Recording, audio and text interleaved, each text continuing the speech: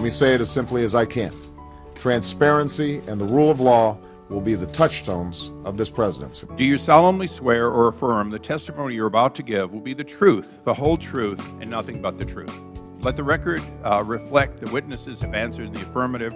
Please be seated. I'd like to begin by apologizing sincerely for the offending comments that I've made. Let me be very clear. I do not think that the Affordable Care Act was passed in a non-transparent fashion. This bill was written in a tortured way to make sure CBO did not score the mandate as taxes. If CBO scored the mandate as taxes, the bill dies.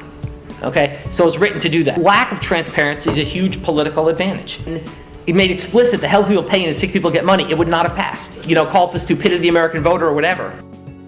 I'm not an expert on politics, and my tone implied I was, which is wrong. Another example of the horrible features of our current political system, in the law is this bizarre feature that for small businesses only, the maximum deductible is set to $2,000. Not for people, not for large businesses. Why is this? It's because Olympia's co staffer was an idiot. And Obama was desperate to have a Republican on the law. So he said, well, if it'll make Olympia Snow happy, let's put it in the bill, we'll get rid of it in conference. Well, in conference never happened, so the law actually features this weird glitch. That's the kind of thing that we just need to get rid of, and hopefully someday we'll have a good enough political environment that we can do something like that. The issues I raised in my comments, such as redistribution of risk through insurance market reform and the structure of the Cadillac tax, were roundly debated before the law was passed. As you know, the Senate finance bills basically became the law. On Christmas Eve, the Senate had just passed their bill, had just passed their version, the House had passed their version. We all planned to make it work in conference. The only thing to go wrong would be if a Republican won Ted Kennedy's seat. A Republican did win Ted Kennedy's seat, which meant we couldn't go to conference. We have to pass the bill so that you can find out what is in it. I'm not an elected official. I'm actually one of those unelected bureaucrats you may have heard about. Nor am I a political advisor. So what we did a lot in that room was think about, how could we make this work? And Obama was like, he's really a realistic guy. He's like, look, I can't just do this. He said, it's just not going to happen politically. The bill will not pass. How do we manage to get there through phase-ins and other things? And we talked about it. Massachusetts Institute of Technology's Johnathan Gruber is one of the most respected economists in the world. Said, out of 100% of the American people, 93% will have a drop in their insurance premiums with this legislation. 93%. I hope that our country can move past the distraction of my misguided comments and focus on the enormous opportunities this law provides. The way the law works is the subsidies people pay as a percent of income. The percent of income they pay actually ramps up over time. Under current projections, by 10 or 15 years from now, people aren't paying 9.5% of their income, they're paying 17% of their income. Okay, so that's sort of a bit of a time bomb hidden in this law. Second thing to keep an eye on is cost-sharing subsidies. You're gonna have people at 2 and 2.5 times poverty in $3,000 deductible plans. That's 10% of their income plus. That could be an issue, and that's something we have to keep an eye on. Because the Cadillac tax isn't deductible from corporate income. You work out the dynamic logic, it's more than 100% tax, actually. Concerning the availability of tax credits in states that did not set up their own health insurance exchanges.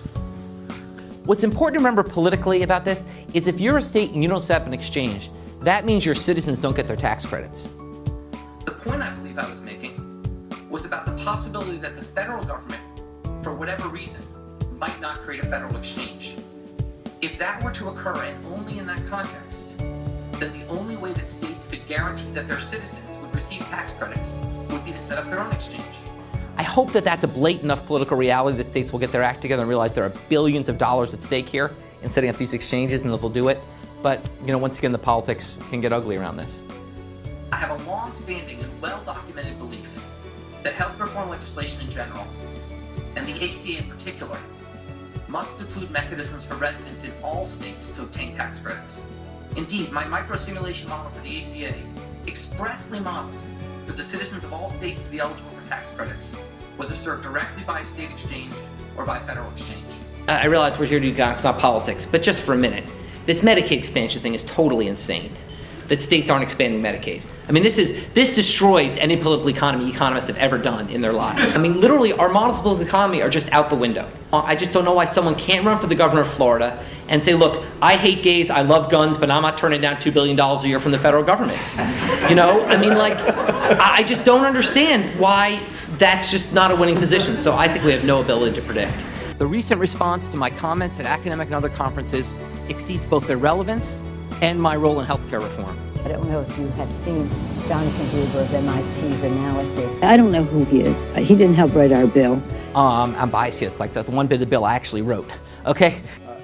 The fact that some advisor who never worked on our staff, I mean, I would just advise all of every press outlet here, go back and pull up every clip, every story, and I think it's fair to say that there was not a provision in the healthcare law that was not extensively debated and was fully transparent. You can keep your plan if you are satisfied with it. If you like your plan and you like your doctor, you won't have to do a thing. You keep your plan. If you want to keep the health insurance you got, you can keep it. Actually, any insurance that you currently have would be grandfathered in so you could keep it. I continue to predict this will be an enormous positive benefit for the Democrats in the 2016 election, which is partly why I think the Republicans are fighting so hard to kill it. I mean, you know, this could do for the Democratic Party what Social Security did for the Democratic Party in terms of sort of building an institution that voters love and associate with one side of the aisle. I'm not an expert on politics. I'm not an elected official, nor am I a political advisor.